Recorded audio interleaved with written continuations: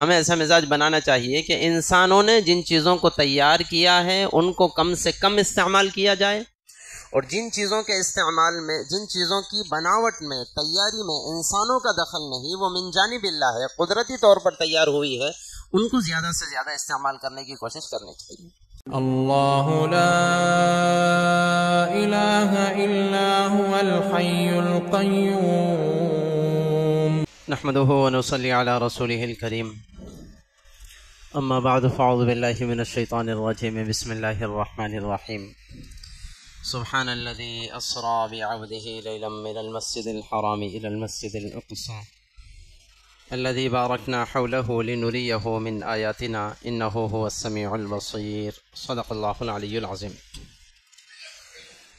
محترم دوستو اور بھائیو، آج جن آیات کی تفسیر کا مختصر خلاصہ ہمیں سمجھنا ہے، ان میں سب سے پہلے تو یہ سمجھنا ہے کہ اللہ تعالیٰ نے اس کائنات میں ایک جانور بنایا ہے، چھوٹی سی مکھی، جسے ہم شہد کی مکھی کے نام سے جانتے ہیں، اس کا باری تعالیٰ نے کلام پاک میں تذکرہ فرمایا، اور آقا صلی اللہ علیہ وسلم نے شہد کے بارے میں فرمایا کہ شہد میں بہت ساری بیماریوں سے شفا ہے۔ تو چونکہ آقا کا فرمان ہے، ہمیں اسے استعمال کرنا چاہیے، اور کمال شہد کا یہ ہے کہ ہر عمر کے بچوں کو وہ کھلائی جا سکتی ہے، پیدا ہونے والے بچے کو آج بھی اسے چٹایا جا سکتا ہے، وہ چٹانا چاہیے۔ بہرحال اللہ تعالیٰ نے شہد کی مکھی کے نام سے قرآن پاک میں ایک سورت نازل فرما دی، سورت کا نام ہی شہد کی مکھی پر رکھا، اور اس شہد کی مکھی کا تذکرہ فرمایا۔ چنانچہ باری تعالیٰ فرماتے ہیں کہ ہم نے شہد کی مکھی کی طرف وحی کی۔ یہ جو وحی کی، تو وحی کرنے سے مراد وہ نہیں ہے جو وحی انبیاء علیہ السلام کے پاس جبرائیل کے واسطے سے آتی ہے علیہ السلام، بلکہ وحی کی قسمیں ہوتی ہے۔ جیسے اللہ تبارک و تعالیٰ نے حضرت مریم علیہ السلام کے بارے میں بھی فرمایا کہ ہم نے مریم کی طرف وحی کی، تو وہ وحی سے بھی مراد یہ ہے کہ ان کے دل میں اللہ تعالیٰ نے القاء کیا۔ ایسے ہی یہاں پر اللہ تعالیٰ نے شہد کی مکھی کو سجھا دیا، شہد کی مکھی کو سمجھا دیا، شہد کی مکھی کو ایسی سمجھ دے دی، یہ مراد ہے وحی کرنے سے۔ کیسے سمجھ دی اللہ تعالیٰ نے شہد کی مکھی کو؟ پتہ نہیں یہ سمجھ کسی اور بھی مخلوق کو، کسی اور جانور کو اللہ تعالیٰ نے دی ہو۔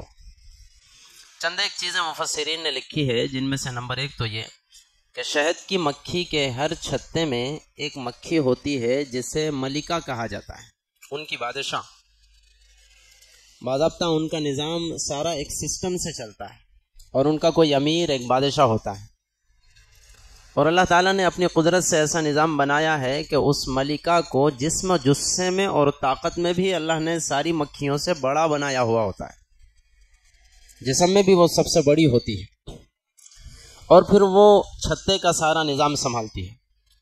چنانچہ کچھ مکھیوں کو اس بات پر ذمہ دار بناتی ہے کہ وہ دربانی کرے، بس نگرانی کرے کہ کوئی غلط مکھی ہمارے چھتے میں داخل ہونے نہ پڑے۔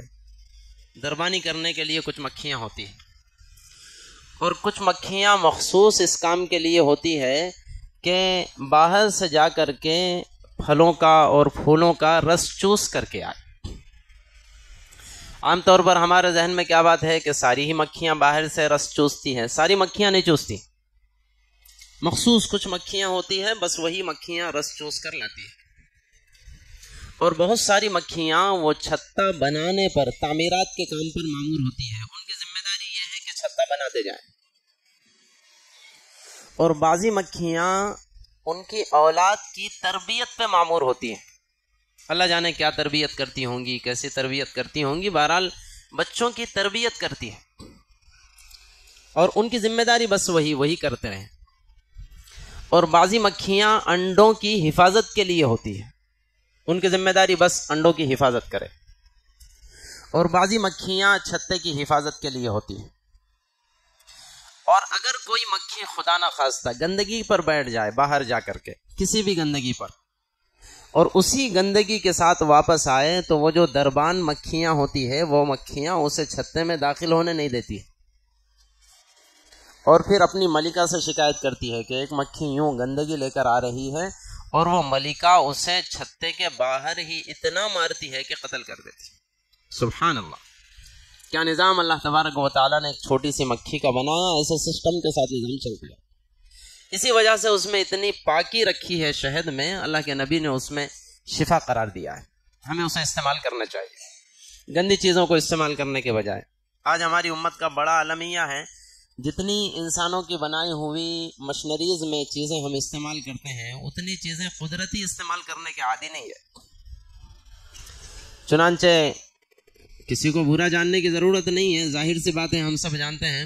ہماری مارکیٹوں میں مرچی، بھجیے، پکوڑی جتنی بکتی ہیں نا اتنے پھل فروٹ نہیں بکتے. سال بھر کا حساب لگا لیجیے. تو یہ بڑا عجیب مزاج ہمارا ہے. ہمیں ایسا مزاج بنانا چاہیے کہ انسانوں نے جن چیزوں کو تیار کیا ہے ان کو کم سے کم استعمال کیا جائے، اور جن چیزوں کے استعمال میں، جن چیزوں کی بناوٹ میں، تیاری میں انسانوں کا دخل نہیں، وہ من جانب اللہ ہے، قدرتی طور پر تیار ہوئی ہے، ان کو زیادہ سے زیادہ استعمال کرنے کی کوشش کرنی چاہیے. اور پھر ان کی بھی دو قسمیں ہوتی ہیں جو من جانب اللہ جن کی پیدائش ہوتی ہے. ایک وہ کہ جس میں انسانوں کا کسی درجے میں دخل ہے، جیسے اناج، غلہ وغیرہ. دخل ہے کا مطلب انسان کر کیا رہا ہے، دواؤں کے ذریعے سے غلوں کو خراب کر رہا ہے، اس کے علاوہ تو کچھ ہے نہیں. دوسری وہ چیزیں کہ جس میں انسانوں کے کسی بھی طرح کا کوئی دخل نہیں. مثال کے طور پہ وہ شہد، آج بھی انسانوں کا اس میں کوئی دخل نہیں، الا ماشاء اللہ مارکیٹ میں جو شہد تیار ہو کر کے آتا ہے اس میں کچھ دخل ہے، لیکن وہاں پر بھی کچھ ایسا دخل نہیں ہے کہ جس کی وجہ سے شہد ہی خراب ہو جائے. ہاں، شہد نکالنے کے بعد اس میں ملاوٹ ہو وہ تو ناجائز ہے، حرام ہے، ظاہر سی بات ہے. لیکن شہد کی بناوٹ میں آج بھی انسانوں کا کوئی دخل نہیں. تو ایسی چیزیں ہمیں استعمال کرنی چاہیے. بہرحال اللہ تعالیٰ توفیق نصیب فرمائے.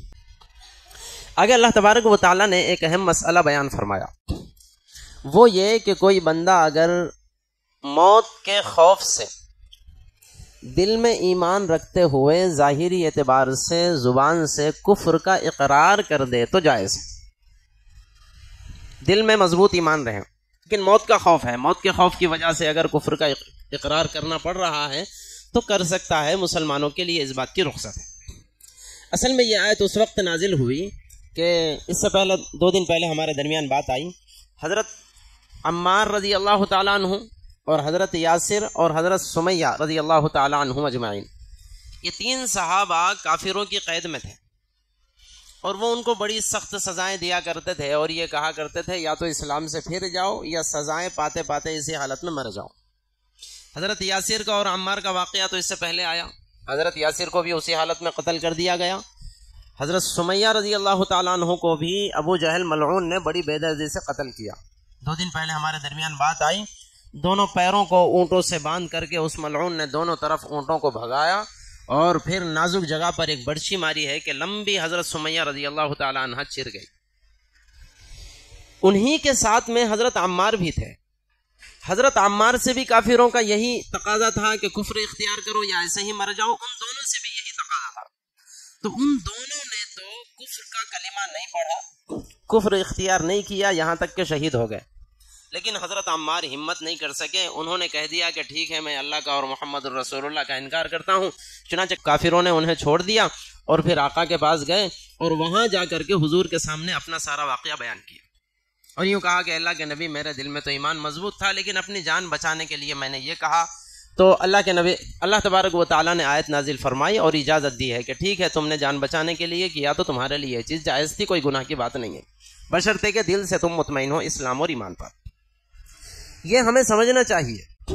مسئلہ صرف یہاں نہیں، اور بھی بہت سارے مسائل ہوتے ہیں. اس کو کہا جاتا ہے عزیمت اور رخصت. عزیمت کس کو کہا جاتا ہے؟ کچھ ہوتا ہے ہو جائے، لیکن اللہ کی مرضی اور منشا سے پیچھے نہیں ہٹوں گا، چاہے سارا مال لٹ جائے، چاہے جان لٹ جائے، چاہے برباد ہو جاؤں، کچھ بھی ہو جاؤں، میں مضبوط کھڑا ہوا ہوں. یہ کمال درجہ ہے، اور یہی اصل اللہ تبارک و تعالیٰ کو محبوب ہے.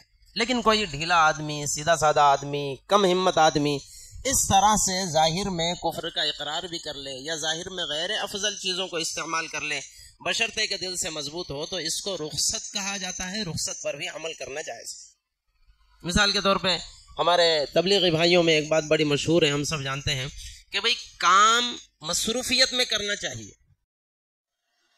کام جو ہے اللہ کے دین کا کوئی بھی کام، صرف تبلیغ کا کام نہیں، کوئی بھی کام سب سے بڑی مصروفیت ہمیں اپنے وہی کام کو بنانا چاہیے. یہ بات اپنی جگہ درست ہے ماشاءاللہ، اور اسی کا نام عزیمت ہے، کمال ہے بالفاظ دیگر۔ سب سے بڑی مصروفیت ہماری اللہ کے دین کا کام، لیکن مان کے چلے کہ معاشرے میں اتنی طاقت نہیں ہے، ایمان اتنا زیادہ پاور والا نہیں ہے، اس وجہ سے لوگ ایسا کر رہے ہیں کہ فرصت کے وقت میں کر رہے ہیں، ٹھیک ہے بھائی سبحان اللہ کر لو، سختی نہیں ہونی چاہیے، اجازت ہے اس کی بھی کر لو، ہاں جب مضبوط بن جائیں گے تو بھی سب سے بڑی مصروفیت اسی کو بنائیں گے، سب سے بڑی مصروفیت اسے بنانا، دنیا کے کام سے فارغ ہو کر دین کا کام کرنے کے بجائے دین کے کام سے فارغ ہونے کے بعد دنیا کا کام کرنا، اسے کہتے ہیں اعلیٰ درجہ عزیمت، اور دنیا کے کام سے فارغ ہونے کے بعد دین کا کام کر لینا اسے کہتے ہیں رخصت، اجازت۔ تو اس بات کی ہمیں اجازت ہے، اللہ ہمیں سمجھ کی توفیق دے۔ آگے اللہ تبارک و تعالیٰ نے حضرت ابراہیم علیہ السلام ہمارے نبی محمد الرسول اللہ صلی اللہ علیہ وسلم کے دادا جان پر اللہ تعالیٰ نے بہت سارے انعامات کیے ہیں، اس کا تذکرہ فرمایا۔ ویسے تو بہت سارے انعامات ہیں، بطور خاص ایک دو میں بیان کروں۔ اللہ تعالیٰ نے حضرت ابراہیم کو 2 بیٹے نصیب فرمائے، ایک اسماعیل اور ایک اسحاق۔ حضرت اسماعیل کی اولاد میں اللہ تعالیٰ نے ہمارے نبی محمد الرسول اللہ کو پیدا فرمایا۔ یہ حضرت اسماعیل کا بھی سب سے بڑا شرف، حضرت ابراہیم کا بھی سب سے بڑا شرف۔ اولاد باکمال ہو تو والدین کے لیے شرف ہے، اور والدین باکمال ہو تو اولاد کے لیے شرف ہے۔ یہ اولاد ایسی ہے کہ اس کے والدین محمد الرسول اللہ کے محمد کی وجہ سے شرف والے بنے، اور اس کی نسل ایسی ہے کہ محمد والد کی وجہ سے اس کی نسل بھی شرف والی بنی۔ اللہ ہمیں حضور کا مقام سمجھنے کی توفیق نصیب فرمائے۔ تو بہرحال حضرت اسماعیل کی نسل میں تو ہمارے نبی محمد الرسول اللہ صلی اللہ علیہ وسلم، یہ بھی چونکہ حضرت ابراہیم دادا بنتے ہیں تو ابراہیم کے لیے بڑی فضیلت اور شرف کی بات ہے۔ اور حضرت اسحاق علیہ السلام کی نسل میں اللہ تعالیٰ نے 4000 سے زیادہ انبیاء کو پیدا فرمایا۔ حضرت اسحاق سے جو نسل چلی ہے نا، اسی میں سے بنی اسرائیل ہے، یہ یہودی ظالم، اور انہی میں اللہ تعالیٰ نے 4000 سے زیادہ انبیاء علیہ السلام کو پیدا فرمایا۔ یہ بھی حضرت ابراہیم کے لیے بڑے شرف کی بات ہے۔ بہرحال اللہ تعالیٰ نے بہت ساری نعمتوں کا تذکرہ فرمایا۔ آگے باری تعالیٰ نے جو لوگ دین کا کام کرتے ہیں ان کو دین کا کام کرنے کا طریقہ بتایا۔ 3 طریقے اللہ تعالیٰ نے بتایا۔ اللہ تعالیٰ فرماتے ہیں ادعو الی سبیل ربک بالحکمت والموعظۃ الحسنۃ وجادلہم باللتی ہی احسن۔ نمبر 1 پر تو حکمت و دانائی کے ساتھ، سمجھ بوجھ کے ساتھ اللہ کی دعوت دی جائے۔ نمبر 2 پر واضح دلائل کے ذریعے سے دعوت دی جائے، اور نمبر 3 پر خدا نہ خواستہ کوئی تم سے بحث و مباحثہ کرنے لگے تو بحث کی اجازت ہے، سوال کا جواب اور جواب پہ سوال کی اجازت ہے، لیکن بالاحسن، احسن طریقے سے، اچھے طریقے سے یہ سب کچھ کرنے کی اجازت ہے۔ خدا نہ خواستہ معاملہ نفسانیت پر آتا ہے تو جس کے پاس معاملہ نفسانیت پر آئے وہ حرام کاری کر رہا ہے۔ سن لیجیے اچھی طرح سے، چاہے معاملہ قرآن پاک کا ہو، چاہے معاملہ احادیث رسول اللہ کا ہو، چاہے معاملہ کسی چیز کا ہو، اگر 2 بندے دین کے معاملے میں بھی بحث و مباحثہ کر رہے ہیں تو وہاں تک اجازت ہے جہاں تک کہ دونوں میں سے کوئی ایک بھی نفس پرستی پر نہ آیا ہو۔ اگر نفس پرستی پر آتے ہیں تو جو بندہ نفس پرستی پر آتا ہے وہ حرام کام کر رہا ہے۔ ہمارا نفس ہمیں مقصود نہیں ہے، اللہ رسول مقصود ہے۔ اس لیے تمہاری جانب سے اگر میرے لیے مضبوط دلیل آتی ہے، سارے تسلیم خم ہے یار اللہ رسول کے سامنے، لیکن کتنی ہی مضبوط دلیل تمہاری جانب سے آ جائے پھر بھی میں اکڑ کے رہوں گا، بات ماننے کو تیار نہیں رہوں گا، یہ نفس پرستی ہے، یہ ناجائز اور حرام ہے۔ آگے اللہ تبارک و تعالیٰ نے معراج کا واقعہ بیان فرمایا، ہم لوگ بار بار سنتے رہتے ہیں، اس کی بڑی تفصیل آئی ہے۔ آگے باری تعالیٰ نے والدین کا بڑا مقام بیان فرمایا۔ والدین کے بارے میں اللہ تعالیٰ فرماتے ہیں وَقَضَىٰ رَبُّكَ أَلَّا تَعْبُدُوا إِلَّا إِيَّاهُ وَبِالْوَالِدَيْنِ إِحْسَانًا۔ اللہ تعالیٰ نے یہ فیصلہ فرما لیا ہے کہ اللہ کے علاوہ کسی کی پوجا نہ کی جائے اور والدین کے ساتھ احسان کا برتاؤ کیا جائے۔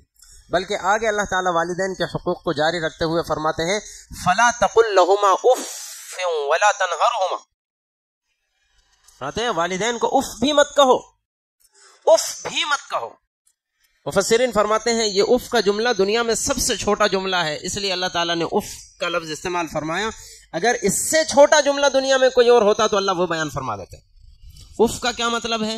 اف کا مطلب ہے زبان کھولی ہی نہ جائے، کچھ بھی نہیں۔ ہم بھی بعض مرتبہ کہتے ہیں بس بات ختم، اف بھی مت کہنا، آپ چپ ہو جا۔ ارے اور زبان کھول رہا، چپ ہو جا۔ نہیں بھائی میں اچھی بات کہنے جا رہا ہوں، اچھی بری کچھ نہیں، اف بھی مت کہنا، چپ ہو جا۔ یہ ہے اف۔ والدین کے مقابلے میں اف بھی نہیں، بالکل چپ۔ یہ مقام اللہ تعالیٰ نے ان کا رکھا ہے۔ آگے فرماتے ہیں ولا تنہرہما، ہرگز جھڑکنا مت۔ ولا وقل لہما قولا کریما، ان کو میٹھی گفتگو کرنا، چاہے کتنے بڑے گناہ میں ملوث کیوں نہ ہو۔ ہمارے والدین ہیں، اللہ اور اس کے رسول کے بعد، یہ جملہ ذہن میں رکھیں، اللہ اور اس کے رسول کے بعد سب سے بڑا حق ہمارے اوپر ہمارے والدین کا. ایک مرد کے لیے اللہ اور اس کے رسول کے بعد سب سے بڑا حق، بلکہ تفصیل میں جاؤں تو ماں کا ہے، ماں کے بعد باپ کا ہے. اور ایک عورت کے لیے اللہ اور اس کے رسول کے بعد سب سے بڑا حق اس کے شوہر کا ہے، ماں باپ کا نہیں ہے. اللہ کے رسول نے تفصیل کے ساتھ بات بیان فرمائی. آگے اللہ تبارک و تعالیٰ نے چند ایک احکامات ہمیں دیے ہیں، بالتفسیر کے بعد دیگر بیان فرماتے ہیں. مثلا اللہ تعالیٰ نے فرمایا اولاد کو قتل کرنا اللہ کو پسندیدہ نہیں ہے. اس سے پہلے بات آئی مشرکین مکہ قتل کیا کرتے تھے. زنا سے اللہ نے روکا ہے، بڑی خطرناک گندگی ہے. ناحق کسی کو قتل کرنے سے منع فرمایا. یتیم کا مال ناجائز طریقے سے کھانے سے منع فرمایا. وعدہ وفا کرنے کا حکم دیا، وعدہ خلافی سے منع فرمایا. آج کل بڑی گندی چیز ہے یہ موبائل فون نے، اور وعدہ خلافی کرنے کو آسان بنا دیا، جھوٹ بولنے کو آسان بنا دیا. اس سے بھی اللہ نے منع فرمایا. ناپ تول میں کمی کرنے سے منع فرمایا، اور خامخواہ بحث و مباحثہ کرنے سے منع فرمایا، اور اللہ کی زمین پر اکڑ کر چلنے اور تکبر کرنے سے منع فرمایا. آگے اللہ تبارک و تعالیٰ نے آقا صلی اللہ علیہ وسلم کو بڑی اہم بات ہے، اچھی طرح سنیں، تہجد کا حکم دیا. فتہجد بہ نافلۃ لک عسیٰ ان یبعثک ربک مقاما محمودا. اللہ تعالیٰ فرماتے ہیں اے نبی آپ تہجد کی نماز کا اہتمام فرمائیے. ممکن ہے کہ تمہارا رب تہجد کی نماز کے بدلے میں تمہیں مقام محمود نصیب فرمائے. آپ تہجد پڑھیے تو ممکن ہے کہ اللہ تعالیٰ تہجد کے بدلے میں تمہیں مقام محمود نصیب فرمائیں گے. مقام محمود کیا ہے؟ مقام محمود کل قیامت میں میدان محشر میں وہ بات بڑی مشہور ہے، ہم سب جانتے ہیں، نفسی نفسی کا عالم ہوگا. پوری قوم حضرت آدم کے پاس جائے گی. آدم علیہ السلام کہیں گے اللہ تعالیٰ سے بولنے کی میری ہمت نہیں ہے. نوح کے پاس جاؤ، لوگ نوح کے پاس جائیں گے، ابراہیم کے پاس، موسیٰ کے پاس، عیسیٰ کے بعد علیہم الصلاۃ والتسلیم. سب منع کر دیں گے، میری ہمت اور میری مجال نہیں ہے کہ میں اللہ تعالیٰ کے سامنے کچھ کہوں. آخر میں سب یہ مشورہ دیں گے کہ محمد الرسول اللہ کے پاس جاؤ صلی اللہ علیہ وسلم.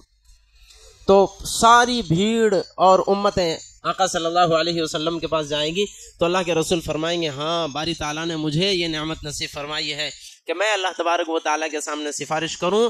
چنانچہ آقا اس وقت سجدے میں گریں گے اور حضور خود فرماتے ہیں میں سجدے میں جا کر اللہ تعالیٰ کی ان الفاظ میں تعریف کروں گا کہ وہ الفاظ اللہ تعالیٰ مجھے اسی وقت سمجھائیں گے. اب بھی مجھے پتہ نہیں ہے کہ میں اللہ کی کن الفاظ میں تعریف کروں گا.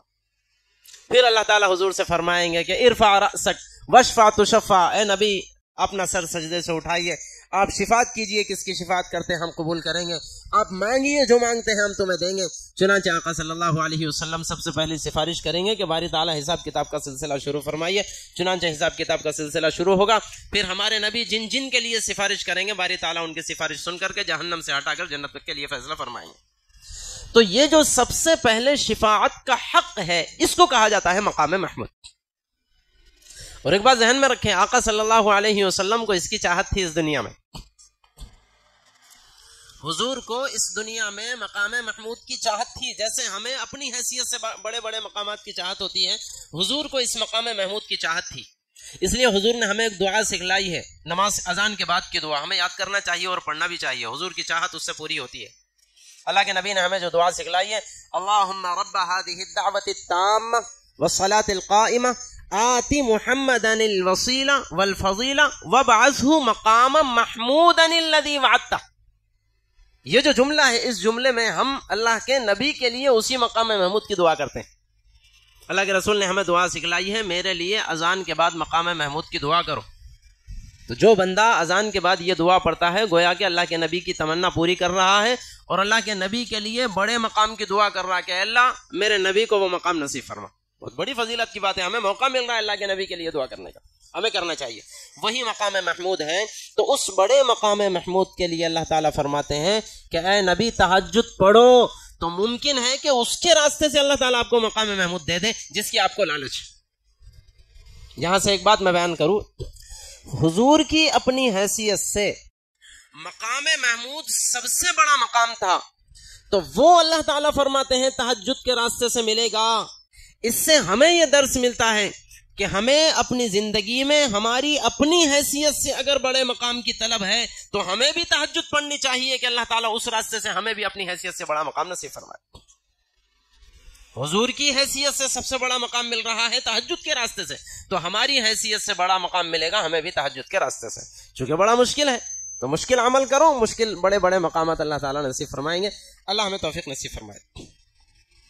آگے اللہ تبارک و تعالیٰ جل شانہ نے ایک مرتبہ ہوا یوں کہ مشرکین مکہ ویسے تو پرانے زمانے کی کتابوں کو اور انبیاء کی تعلیمات کو نہیں جانتے تھے. عام طور پر یہود و نصارہ کے پاس انبیاء کی تعلیمات تھی. چونکہ یہاں مکہ المکرمہ کے علاقے میں قریب زمانے میں کوئی نبی نہیں آیا تھا، وہ یہودیوں میں عیسائیوں میں ادھر ایک سلسلہ چلا تھا. تو مشرکین مکہ کو یہودیوں نے 3 سوال سمجھائے. جب آقا صلی اللہ علیہ وسلم نے نبوت کا دعویٰ کیا، اس قسم کی باتیں چاروں طرف پھیلی، تو یہودیوں نے 3 سوالات مشرکین مکہ کو سمجھائے اور یوں کہا کہ یہ 3 سوالات کرنا اس بندے سے جو نبوت کا دعویٰ کر رہا ہے، ان میں سے 2 سوالات کے جوابات دے دے اور ایک سوال کے بارے میں یہ کہے کہ میں نہیں جانتا، تب تو برحق ہے وہ نبی سچے ہیں. اور اگر 3 سوال کا جواب دینے لگ جائیں تب بھی نبی برحق نہیں ہے، اور 2 سوالات کے جوابات نہ دیں تب بھی نبی برحق نہیں ہے. چنانچہ ہوا یوں کہ مشرکین مکہ نے حضور سے آ کر کے سوال کیا 3 سوالات کے.